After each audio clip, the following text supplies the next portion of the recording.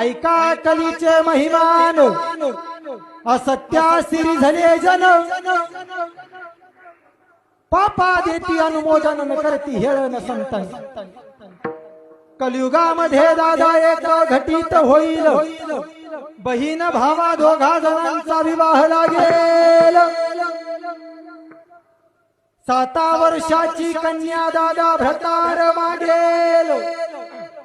10 वर्षाची कन्या दादा गर्भीन राहील